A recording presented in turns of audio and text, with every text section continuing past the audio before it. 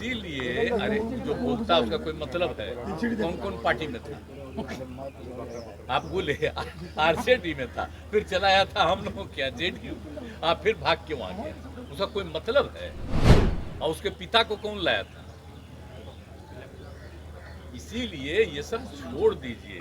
कौन क्या बोलता है, किसी के मन में कोई बात है, उस सब का कोई मतलब नहीं है। क्या करें, सोच लीजिए। अब आप भी सोच लीजिए। इसीलिए अरे जो बोलता है उसका कोई मतलब है। कौन कौन पार्टी में था?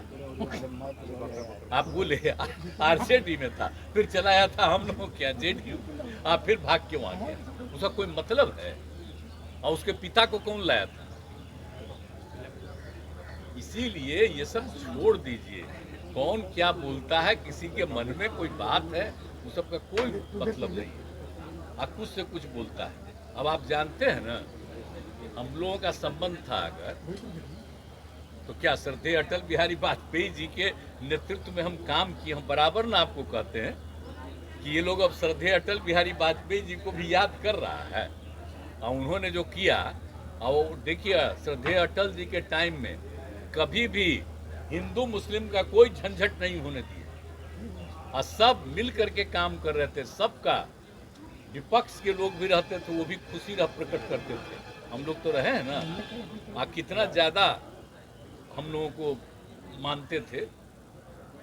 हम एक बार एक्सीडेंट हुआ, आप जानते हैं, जब हम रेल मंत्री थे तो हम रिजाइन कर दिए, और वो तैयार ही नहीं थे। तो हम दूसरा बार जाके हाथ जोड़ करके कहे कि हमको चुनाव फिर है सर, तो मान लीजिए। तो हमको वो एक्सेप्ट किए। आप सोचिए, तो कोई रिजाइन वो करता है? हम लोगों का बतवा भुला जाते हैं कि एक्सीडेंट बहुत बड़ा हुआ था बंगाल में, पश्चिम बंगाल में। हम रेल मंत्री थे, तो हम रिजाइन के गए, देखे 100 आदमी मर गया था। तो हमको देख करके इतना बुरा लगा। अब बाद में दोबारा जब हमको किए, तो जो हम बनाए योजना, अब सोचिए वो योजना हम लोग बनाए, और उसके बाद भी बना, अब कितना बढ़िया हो गया। अब देखते हैं होता है कुछ।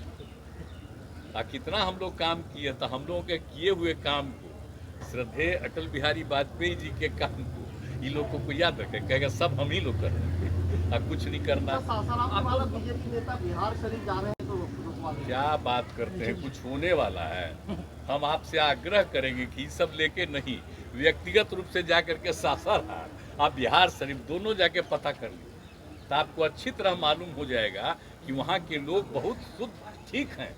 इक्का दुक्का तो गड़बड़ हो ही सकता है ना।